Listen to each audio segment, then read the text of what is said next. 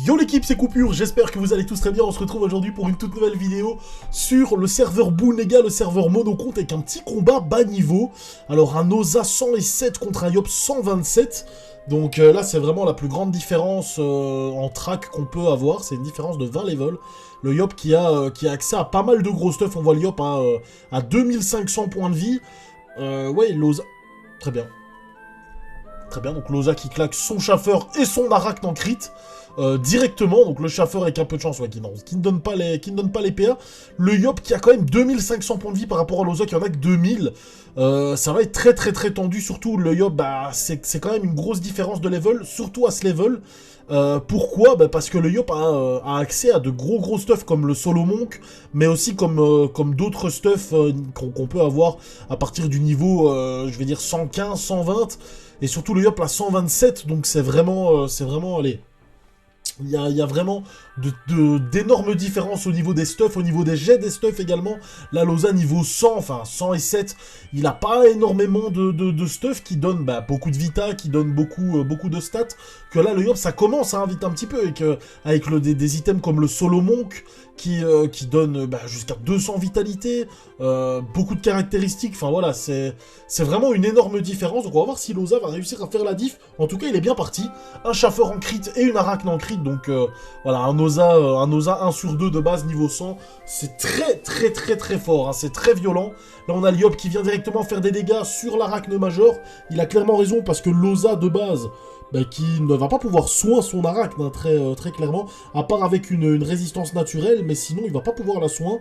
Là c'est bien, il va prendre une zone avec l'arachne et le crackler, donc le crackler qui va pouvoir donner des pourcentages de résistance, donc là il va pouvoir donner jusqu'à 10% de résistance à toute la team, hein, à l'Osa et à ses invocations. Il retire 2 PA masterclass de la part du crackler, et c'est sûr que dans cette tranche de niveau là, toutes les petites caractéristiques oui, ouais, des invocations de Losa, hein, comme le boire qui retire un PM avec la tornade, le crackler qui retire avec les PA avec l'écrasement. Tout ça, c'est des trucs qui font vraiment la diff. Que niveau THL, il y a large moyen d'esquiver, voire il y a vraiment moyen d'esquiver. Que bas niveau comme ça, il y a très peu de chances d'esquiver, quoi. Donc c'est ça qui peut faire la diff, malheureusement, le Yop. Yop en marteau de la terre, hein, les gars, c'est très connu, c'est très violent. Losa, il a tout intérêt à rester le plus loin possible. Parce que là, le Yop, malgré le corps à corps en 3 lignes, il vient de déchirer l'arachne. Donc ça, c'est déjà une grosse perte, hein, pour Losa. Même si Losa, de base, a quand même débuff le Yop. Là, Losa qui invoque son dragonnet. Il envoie directement l'artillerie lourde, hein, le dragonnet qui tape quand même pas mal, hein, surtout à ce niveau-là. Hein, il faut le rappeler qu'on est en moyenne niveau 100-120, là on est vraiment dans du bas niveau. Là le Yop qui a quand même déjà perdu pas mal de points de vie, surtout le crackler qui n'arrive pas à retirer de PA là malheureusement. C'est un petit peu le contraire de ce que j'ai dit là tantôt. Ça fait un petit peu chier, mais bon, en soi, voilà, les 10% de résistance sont placés. Est-ce que le Yop va faire le kill sur le crack ou pas? Oui, il a l'air de vouloir. Pas de crit dans un premier temps.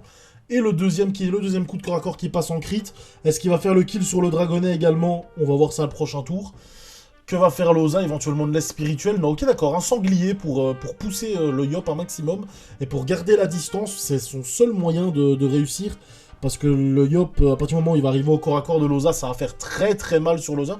Là par contre, Losa qui claque ses cooldowns sur le dragonnet, c'est pas super utile. Malheureusement, il aurait peut-être dû attendre d'avoir des invocations un peu plus conséquentes en soi, vu que le dragonnet, c'est pas l'invoque la plus utile en soi, parce que là, voilà, il arrive à prendre une zone, mais une fois que le Yop va commencer à se rapprocher, soit il va faire le kill, soit il va faire un bond, et le dragonnet, tout de suite, il va quasi servir plus à rien, en fait.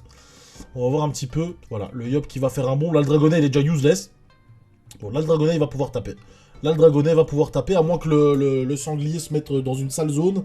Et là, il a une belle zone en plus pour faire éventuellement le kill sur le chaffeur. Non, il peut donner qu'un seul coup de corps à corps, hein, forcément. Losa qui est en 11-4, le Yop qui est en 12-6, hein, les gars. Il faut aussi le rappeler, c'est pas du super opti, on est sur monocompte. Et souvent, les gens me demandent, hein, sur monocompte, de pas filmer forcément que de l'opti. Alors, je filme ce qu'il y a de base.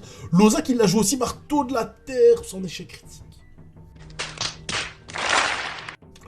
marteau de la terre sans échec critique, et Loza qui avait bien répondu au Yop en vrai. Hein. Franchement, le Yop il arrive avec son marteau de la terre, ça donnait des gros coups de marteau, Loza bat les couilles, hein. J'y vais aussi. La l'euphorie malsaine qui tombe, mais le Yop qui va pouvoir éventuellement terminer le chaffeur en même temps que... Enfin, en même temps que Loza, qui termine le chaffeur, donc l'euphorie malsaine qui tombe pour des couilles. Ça fait un peu chier, la Loza qui se fait un petit peu malmener, c'est un petit peu dommage. Et en effet, une fois que le Yop arrive au corps à corps, bah Loza, il peut pas tenir, hein, parce que ça fait vraiment beaucoup trop mal. La petite libération qui tombe, qu'est-ce qu'il peut faire? Éventuellement un bouffe-tout pour tenter de tenir un tour et que le Yop ne puisse pas l'avoir au corps à corps. Enfin, il va d'office savoir l'avoir au corps à corps à partir du moment où il arrive à one-shot le bouffe, ou à faire une intimidation. Vu que Loza n'a que 4 PM, on va voir un petit peu... Non, il passe un petit peu son tour, c'est un petit peu délicat. Bon, au moins le sanglier qui pousse dans le mauvais sens, ça fait toujours plaisir. Le dragonnet qui est un petit peu full boost et qui est useless, c'est un petit peu dommage. Et là, Lyop, est-ce qu'il va savoir faire le kill avec éventuellement 2 coups de corps à corps? Non, il va pas donner 2 coups de corps à corps, il va en donner qu'un. Et ça ne passe pas en crit, hein. Donc forcément le marteau de la terps, c'est en crit qui fait très très mal, sinon il est vraiment useless et ça repasse encore en crit, hein. L'Arachne qui passe encore en crit, mais là, Loza, il va pas pouvoir détacler, donc... Enfin, voilà, ça va être très compliqué. À moins qu'il détacle. Peut-être je dis de la merde. Non, voilà, il détacle pas. Et là, l'Arachne majeur qui va pousser... Oh, le gros crit au croûtage qui fait très mal. Et, oh, il aurait... Imaginez, il donne deux gros crits. Franchement, ça aurait vraiment pu faire la diff, mais voilà, le Yop qui va, à mon avis, réussir à terminer Loza. Surtout, en plus, là, il va prendre une belle zone avec l'Arachne. Et il suffit qu'il fasse un crit et c'est fait, hein. Ouais. Ah non, même pas. Ah si, voilà. Le crit qui termine, il y a une petite erreur, petit bug d'affichage. Ben voilà, nickel. Le premier combat qui se termine. Bon, c'était quand même très très compliqué pour Loza, même si franchement, il a bien joué. Il s'est fait des grades, malheureusement pour lui. Mais bien joué hein, de l'avoir tenté, franchement. Hein, sur un mode 1 sur 2 avec Loza, c'est très très solide. Surtout à ce niveau-là. On va essayer de trouver un autre combat. Je vous dis à tout de suite. On se retrouve pour le deuxième combat, les gars. Combat Eka contre Sakri. Alors, on va voir un petit peu ce que ça donne, là, le Sakri. L'Eka qui est déjà niveau 100, hein, donc il bénéficie déjà du PA supplémentaire. Le Sacrieur 96, donc non. On va voir un petit peu le Sakri qui se déco. Est-ce qu'il va se reco? Ah, j'espère qu'il va se reco. Allez, j'étais tout content de tomber sur un combat bas niveau, là. Ça me fait super plaisir de pouvoir vous en proposer. J'en vois rarement. Et le Sacrieur qui a pas l'air de se reco... Non, bullshit. Non, fais chier. Bon, on va voir un petit peu, hein, mais je pense pas que le Sacrieur... Je vais encore attendre 5 secondes.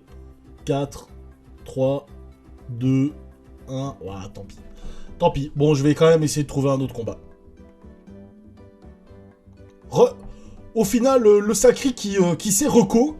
Donc on va voir un petit peu, enfin je m'étais laissé là sur le combat, je me dis, parce que les K-Flip a passé son tour, donc, enfin a passé ses tours, donc du coup je me suis dit, ah peut-être qu'ils se sont dit un truc, donc j'ai un petit peu, allez, je vais faire un petit cut au montage, forcément, on va voir un petit peu le Sacrieur qui fait ses châtiments, ok d'accord, une épée, une furie, il se place... Ok. Bon, on va reprendre le combat, du coup, ça me faisait vraiment chier de pas pouvoir vous proposer un petit combat comme ça, bas niveau. Ouh, rouler de PA pour tout le monde, les cas qui montent en 13 PA. Ok, il va terminer, à mon avis, avec 2 bluffs. Non, le deuxième bluff à moins 25. Un petit peu what the fuck. Il c'est même pas sûr qu'il fasse les 13 dégâts, si, il les fait avec un bluff R. Un Eka qui est full R, hein, on le voit avec sa cape du Tofufou. Alors... Le Sacrieur qui, lui, bon, du coup, ne s'est pas fait beaucoup toucher, à part au T1. Les cas a vraiment été réglo, en tout cas, GG à lui. S'il regarde la vidéo, franchement, GG à lui. Le Sacrieur, du coup, à mon avis, ils se sont dit quelque chose avant, tu sais, pendant le temps de placement, le Sacrieur a dit, je dois me déco pendant 5 minutes, ou même pas 5 minutes, ça a même pas duré 5 minutes, enfin, je pense que ça a duré 2 minutes. Donc franchement GG à l'Eka. Là l'Eka qui... Allez, le Sacrieur qui a l'air quand même beaucoup plus optique que l'Eka Flip au niveau des stuffs, mais l'Eka qui bénéficie du PA supplémentaire de son niveau en fait, hein, tout simplement, quand on passe niveau 100, pour ceux qui ne le savent pas, ou qui l'ont peut-être oublié, hein, forcément, il y en a pour certains, c'est le niveau 90 et 100, ça remonte à très très loin, mais quand on est niveau 80, 80, même 99, quand on passe niveau 100, on gagne un PA supplémentaire, automatiquement. Donc là, on a un EK qui bénéficie d'un PA supplémentaire, en fait, hein, par rapport au Sacrieur. Même si le Sacrieur a l'air d'avoir un stuff un peu plus solide au niveau des exos.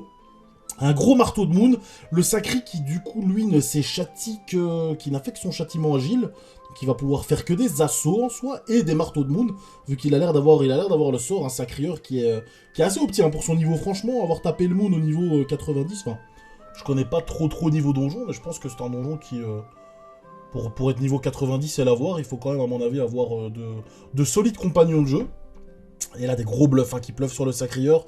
Le Sacri qui va pouvoir aller se mettre en ligne et mettre des assauts.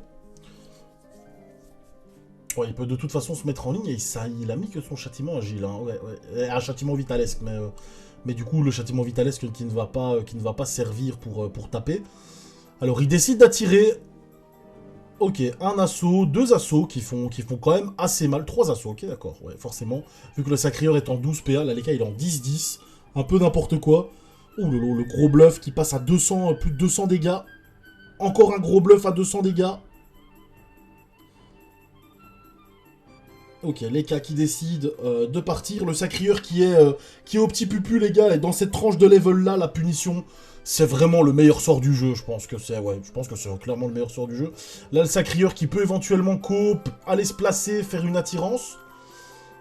Surtout, à moins qu'il ait pas la PO, mais je pense qu'il a quand même la PO, puisque le sort de base est quand même, donne quand même pas mal de PO, voilà. Donc il fait le petit move assez logique au final, il faut y penser, mais voilà, c'est un move qu'il faut absolument faire, et là il va caler la punition, moins 620, et là ça fait très mal, les K-flip qui se débuffent en plus, donc voilà, s'il avait des buffs, il en a plus. Ah non, putain, il débuffe le Sacri, qu'est-ce que je raconte? Ok, le Sacrieur du coup, qui se retrouve dans la sauce. Putain, je dis vraiment de la dope. Le Sacri qui se retrouve vraiment dans la sauce, du coup, qui vient de se faire des buffs en soi. Lui, son but, ça va peut-être être d'attendre la deuxième punition. Maintenant, forcément, on n'est pas à l'abri d'une dinguerie pour les cas. Là, il va éventuellement remettre un marteau de Moon, ouais, voilà. Un marteau de Moon qui fait quand même, forcément, c'est un sort à 8 PA, les gars, mais vu les dégâts de base du marteau de Moon, même si un Sacrieur n'est pas boosté, voilà, juste avec ses petits stuff agi, ça monte à ce niveau-là. Là, la chance des K-flip qui passe en crit, et les cas qui avancent, qui continuent à mettre la pression sur le Sacrieur, malheureusement, un petit bluff. Le deuxième est pas mal. Et là, le Sacrieur, on va voir qu'est-ce qu'il va faire. Est-ce qu'il va éventuellement tenter, ou est-ce qu'il va décider de plutôt partir et de bloquer les lignes de vue? Je sais pas s'il a une Kawotte. J'en sais rien. Bon, soit s'il a le marteau de Moon, je pense qu'il devrait avoir le sort Kawotte. Le châtiment vitalesque pour tanker un petit peu. Et à mon avis, il va tenter la punition, hein, très sincèrement. L'épée qu'il va taper... Non, elle soin malheureusement pour le Sacrieur. Elle aurait pu faire bien mal, hein, c'était K-flip. Bon, les K-flip qui se débuffent là, qui se débuffent sa chance. Hein. Bon, au moins, il se serait fait soin. On va dire que c'est déjà ça. Franchement, il a récupéré un peu plus de 100 points de vie. Là, les cas qui va terminer l'épée. Non, il va pas réussir à terminer l'épée. Et qui décide de partir. Là, le Sacrieur, qu'est-ce qu'il peut faire? Recaler une punition, c'est peut-être un peu tendax. Hein. Je sais pas à combien de pourcents de ses points de vie il est. C'est peut-être un peu tendax. Il doit être dans les alentours des 30-35%. Maintenant, peut-être, il a l'air peut-être de vouloir la tenter. Hein. Il a l'air de vouloir la tenter, parce que rusher comme ça... Est-ce qu'il va la tenter pour 400 points de vie? Est-ce qu'il va faire les 400 points de vie?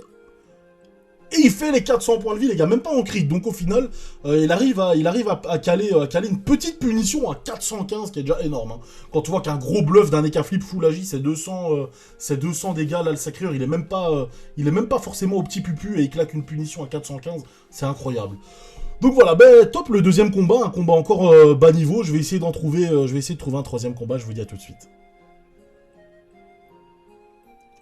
On se retrouve pour le troisième et dernier combat, les gars. Bon, j'ai pas su trouver un combat bas niveau. Bon, j'ai trouvé un combat avec du Sadi, donc je pense que pour la plupart, vous allez être bien contents, sachant que vous kiffez quand même bien le Sadi. En tout cas, la classe Sadi. Sadida qui est venu directement rusher avec avec un corps à corps neutre, donc du coup, le Sadida qui doit avoir un stuff accès terre. On voit il a 32% intelligence, donc 32% feu, donc je pense qu'il doit avoir un stuff quand même pas mal accès terre, hein, vu qu'il est venu Rox avec un gros cul-cri neutre. Ok, le Doppel qui est invoqué, ça c'est bien joué de la part du Sadida, hein, qui invoque directement son Doppel. Il tente de bloquer un petit peu une ligne de vue pour le Kra, c'est pas mal joué. Maintenant le Kra qui va potentiellement avoir la Diago. Kra qui a déjà perdu pas mal de points de vie grâce au T1 du Sadida. Et le Kra là il va falloir qu'il clean le Doppel, hein. Absolument. Il peut pas le laisser malheureusement pour lui, c'est vraiment infâme en fait, hein, le Doppel. À moins qu'il invoque le sien, je sais que dans un match-up Sadida contre Kra, le Doppel Kra peut vraiment être pas mal parce que déjà, ça permet aux invocations du Sadi de se focus sur le Doppel et non sur le Kra. Et en plus de ça, avec ses sorts de zone, il peut potentiellement faire la différence parce qu'on voit qu'avec une centaine de dégâts, il peut clean les invocations. Malheureusement, le Sadi qui en a bien conscience et donc du coup qui vient faire le kill. Il a passé tout son tour, mais je pense que ça en valait la peine. Après, une grosse ligne de vue pour le Kra, là, en ligne juste en bas. Tout à fait de l'autre côté du bloc. On va voir si le Kra va en profiter ou pas. Là, on a un Doppel Sadi qui va éventuellement remettre une bloqueuse. Voilà, c'est ça. Ouais, ça commence à devenir tendu, hein. S'il commence à y avoir pas mal d'invocations, là, on a déjà 3 invocations plus le Doppel. Le Sadida qui, du coup, n'a pas pu invoquer ce tour-ci, vu qu'il a full clean le Doppel. Je pense que c'est quand même un bon move. Comme je l'ai dit, hein, le Doppel Kra qui peut faire la différence avec les poupées. Oula, un petit coup de lag. Le Kra qui décide de clean la bloqueuse. Il n'avait pas trop le choix. Elle a des grosses flèches absorbantes. En tout cas, une. Oh, la deuxième à moins 400. Oh là là. Ah ouais, mais forcément, 10% de résistance neutre. Waouh. Ouais, j'avoue que c'est quand même vachement solide, hein. 410 dégâts à la flèche absorbante. Du coup, le Kra qui s'est bien régène, là, il s'est bien liché. Ça fait vraiment plaisir. Là, le Sadida en plus, forcément, il n'y a plus la ronce apaisante sur le Kra. Donc il va falloir qu'il commence à spam les herbes folles. Et... ok, une ronce multiple. Qui fait quand même assez mal en crit, hein, 208 dégâts. Une gonflable qui est invoquée. Il a toujours pas invoqué sa surpuissante. Il est niveau 200, donc il peut, voilà. Même s'il était niveau 199, il aurait pu l'invoquer. Ouais, il faut qu'il invoque sa surpuis, là, par contre, hein, pour franchement... bloquer un maximum le Kra, parce que c'est pas son Doppel qui va faire toute la différence, hein. Et c'est pas les folles invoquées par son Doppel qui vont faire la diff, ça c'est sûr et certain. Là, le Kra qui va pas avoir trop de difficultés à s'en aller, il lui reste encore 5 PM, donc il peut aller prendre la Diago du Sadi et lui mettre encore très très cher, le Sadi qui est déjà mid-life. Et ouais, regardez-moi ça, les flèches absorbantes qui font très mal. Bon, ça passe en crit, hein, mais ça fait super mal. L'œil de taupe bien joué qui prend la zone avec la gonflable pour faire le kill sur la gonflable. Faut absolument faire le kill sur cette invocation. Immonde, qui donne 2 PM au Sadi, c'est juste infect. Et là, le Kra, au final, qui est encore à 2600 points de vie, à son aise. Il se régène tout en faisant des dégâts. Voilà, il est cool, franchement, le Kra, là, pour l'instant. Il gère vraiment pas mal. Ok, d'accord, là, la ronce insolente qui est placée sur le Sadi, vu qu'il a fait son vent empoisonné. Ok, sacrifice poupesque pour aller prendre la zone herbe folle. Et il se met un arbre devant lui, mais encore une fois, le Kra du coup qui n'a pas perdu de PM, ça commence à devenir tendu, hein. Parce que là, le Kra qui va pouvoir aller prendre une ligne de vue.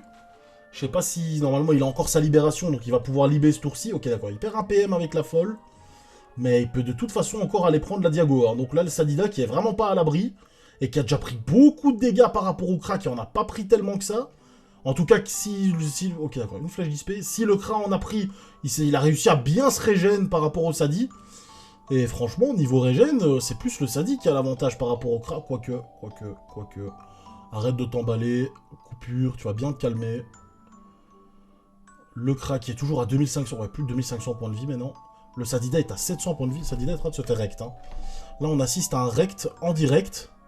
C'est un petit peu tendu. Ouais, les grosses ronces, ouais. Le Sadida qui est clairement avec un stuff axé force.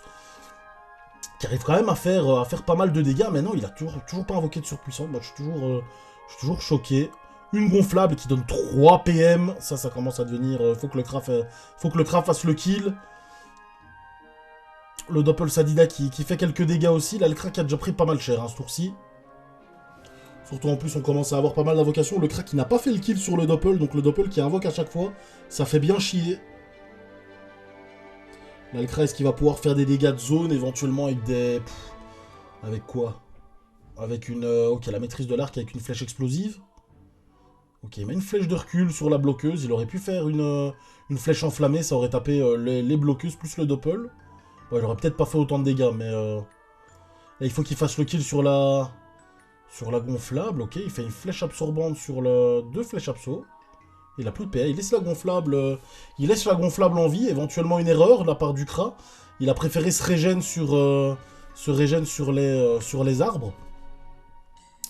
Et la ronce agressive, j'avais pas bien vu, mais 400 dégâts à la ronce agressive, Sadida assez violent. Hein. Assez violent, même si le sort de base est un sort qui peut... c'est un petit peu comme la Lopo, quoi. Ça peut taper très très peu, comme ça peut taper des dingueries, donc... Ok, l'agacement qui ne passe pas de la folle. La bloqueuse qui est un petit peu useless à ce niveau-là. Là, on a le Kra, on va voir qu'est-ce qu'il va faire. Il lui reste 2 PM. Ok, la flèche de dispersion. Il va pouvoir remettre la pression sur le Sadida. Encore une fois, avec des flèches absorbantes. Pas de crit pour le Kra. Mais 1700 points de vie par rapport au Sadida et qu'il lui en reste 350. Allez, un peu plus de 350. Ouais, là, le Kra qui a pris un très très bel avantage au niveau des points de vie. Le Sadi, je suis toujours choqué qu'il n'ait pas invoqué sa surpuis et qu'il tente pas de se soigner plus que ça sur ses arbres. C'est... ouais, je trouve ça un peu chelou, mais bon. Il préfère taper, voilà, les grosses ronces agressives, là. La grosse ronce agressive à quasi 600 dégâts, la ronce multiple à plus de 200. Ça fait la diff, ça. Et voilà, un petit sacrifice poupesque, il fallait que je le dise. Mais bon, ouais, avec un stuff full force, forcément, au sacrifice poupesque, il tape pas très fort, hein, donc c'est peut-être logique qu'il en fasse pas, mais non, ça lui fait perdre un très très gros avantage, hein, son stuff full force. Il tape très fort, certes, mais du coup, ouais, ce genre de move, ça fait un petit peu chier, quoi. Les arbres folles qui auraient pu taper beaucoup plus fort, et son sacrifice poupesque, qui aurait pu taper beaucoup plus fort, et donc avoir un peu plus de régène. Là, on a le Kra qui est retombé, franchement, bien joué. Allez, le Sadi, qui a su renverser un petit peu la tendance. Le Kra qui est retombé quasi au même nombre de points de vie que le Sadida. En plus avec le poison, donc ouais, franchement, c'est kiff-kiff, là. Ils sont tous les deux à peu près 500 points de vie. Et là, le Kra avec des flèches harcelantes, éventuellement, faire le kill. 318 dégâts, 100 dégâts maintenant à faire. Allez, 109 dégâts, est-ce qu'il va savoir les faire ou pas? Ouais, normalement, oui, PA, il les fait tous les jours, hein. Des flèches ralentissantes ou une flèche explosive. Ouais, non, un œil de taupe. Il le fait assez facilement. Bien joué de la part du Kra, bien joué de la part du Sadi aussi. J'ai pas trop compris pourquoi il a pas invoqué sa surpuis. Mais au final, ouais, le Sadi qui, le dernier tour, enfin les derniers tours en tout cas, il a bien bourriné le Kra. Je comprends un petit peu plus son mode axe et terre. Mais ça reste quand même tendu au niveau du régène du sacrifice poupesque. Mais bon, voilà, nickel. Bah écoutez, c'est la fin de la vidéo, top. Deux combats bas niveau et un combat Sadida, donc ça fait plaisir.